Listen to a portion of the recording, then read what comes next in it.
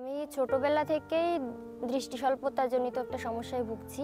বই দেখে কোনোদিন পড়তে পারিনি। আমার মা পড়ে দিত আর আমি সেগুলো শুনে নিজের আয়ত্তে আনার চেষ্টা করতাম। আসলে ছোটবেলা থেকে আমার চোখের সমস্যাটা নিয়ে আমার মাকে এবং আমার পরিবারকে অনেকে অনেক রকম কথা বলেছে, খারাপ কথা বলেছে, যেগুলো আর কি আমার কাছে বেশি জেদের কারণটা হয়ে দাঁড়িয়েছে যে না, আমাকেও লেখাপড়া করতে হবে, আমিও নিজের পায়ে দাঁড়াবো। আর আমি কেন জানি না যে বয়সে একটা বাচ্চা পুতুল খেলা নিয়ে চিন্তা করে বা খেলাধুলা নিয়ে, আমার ওই বয়সেই আসলে মানে ছোটবেলা থেকেই ভবিষ্যতের চিন্তাটা আমার মধ্যে কাজ করতো যে ভবিষ্যতে লেখাপড়াটাই আমার একমাত্র চিন্তাভাবনা হয়ে উঠেছিল যে আমাকে লেখাপড়া করতে হবে, জীবনে বেঁচে থাকতে হলে লেখাপড়ার সাথেই আমাকে বেঁচে থাকতে হবে। এই কারণে আমি আসলে জেদ ধরলাম যে না, পড়াশোনা আমি করবই। আমার ফ্যামিলি থেকেও অনেকবার বলেছে।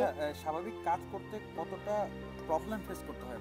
স্বাভাবিক কাজ করতে বলতে আমি নিজের কাজগুলো নিজেই করতে পারি, কিন্তু রাস্তাঘাটে চলাফেরা বা স্কুল কলেজে যাওয়ায় প্রবলেম ছিল অনেকটাই, কারণ রাস্তাঘাটে গাড়ি থাকে, ঠিক মতো দেখতে পারি না।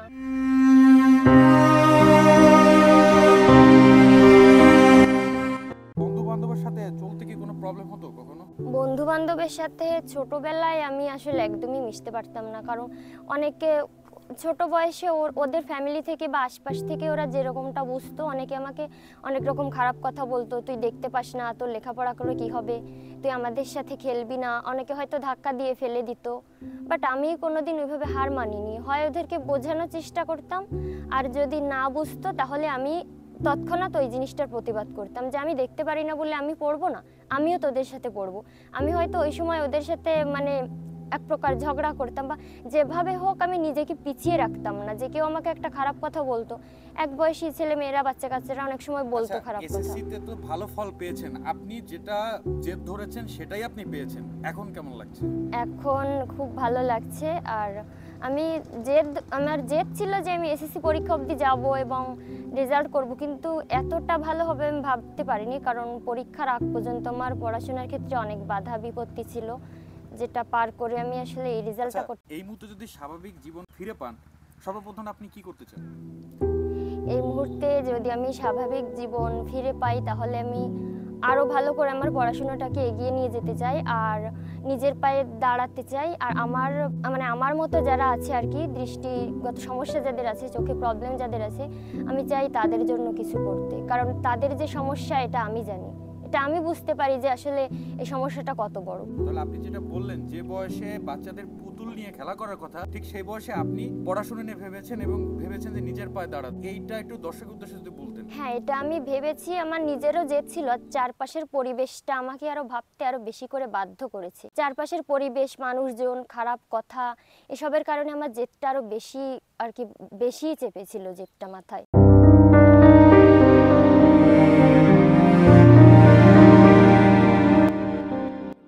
এই যে ঐতি রায়, উনি তো আসলে দৃষ্টি প্রতিবন্ধী জন্মলগ্ন থেকেই, আমরা শুনতে পারলাম। এই বিষয়ে আপনার অনুভূতি কি, বা তাকে নিয়ে চলতে কিভাবে এই পর্যন্ত চলে আসলেন, আপনার জার্নিটা কিরকম ছিল? এটা হচ্ছে আমার আসলে একটা কষ্টের জায়গা যে আমার একটা মাত্র মেয়ে, তার ছোটবেলা থেকেই আর পাঁচটা শিশুর মতো বা ছেলে মেয়ের মতো দেখতে পারে না। তা ওকে নিয়ে আমরা অনেক মানে আশাবাদী ছিলাম যে ওকে দিয়েই আমরা কিছু করব। আমাদের দ্বিতীয় সন্তান আমরা নেইনি, যে ওর প্রতি আমাদের অবহেলা চলে আসবে বা যত্ন কমে যাবে, এ কারণে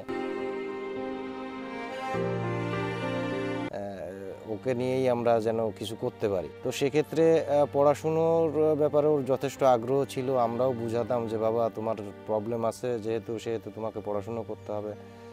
ওর আগ্রহটা ছিল অনেক বেশি। পড়াশুনো ঠিকমতো আমার যতটুকু করানো দরকার ছিল তার আমি করাতে পারিনি। প্রতিবন্ধী হিসেবে কখনো আপনার বোঝা মনে হয়নি? না, আমি ওকে প্রতিবন্ধী হিসেবে কখনোই বোঝা মনে করি না। আমি আমার যতটুকু আদর সোহাগ বা আমার যতটুকু সামর্থ্য অনুযায়ী আমি আর পাঁচটা বাচ্চাদের যেভাবে মানুষ করে আমি সেভাবে চেষ্টা করি আর কি।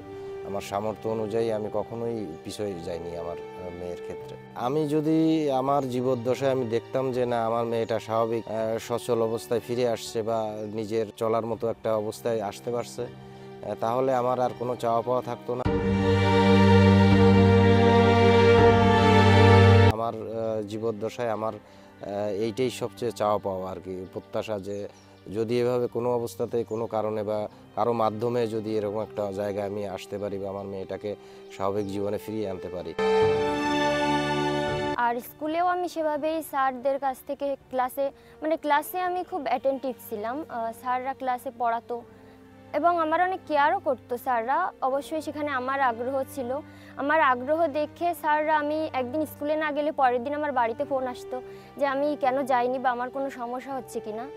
আর এসএসসিতে যে ফলটা করলাম এর পেছনের যে দৃশ্যগুলো বা যে ঘটনাগুলো, সেগুলো আসলে আমি জানি না আমি কিভাবে বলবো। খুব খারাপ দিন গেছে আমার। এই রেজাল্টটা বা এই পরীক্ষা অবধি আসার জন্য আমি কোনোদিন ভাবতেও পারিনি যে আমি এই পরীক্ষা অবধি, এই পরীক্ষার হলে নিজেকে দেখতে পারবো।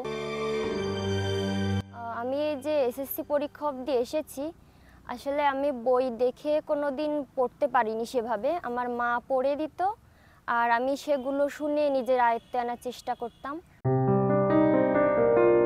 যারা উদ্যমী ও পরিশ্রমী তাদের কোনো বাধাই বিপত্তি তাদের দমিয়ে রাখতে পারে না। তারই এক অনন্য দৃষ্টান্তর দৃষ্টি প্রতিবন্ধী ঐতি রায়। মোল্লা থেকে মারুফ বিল্লাহ, প্রতিদিনের কাগজ।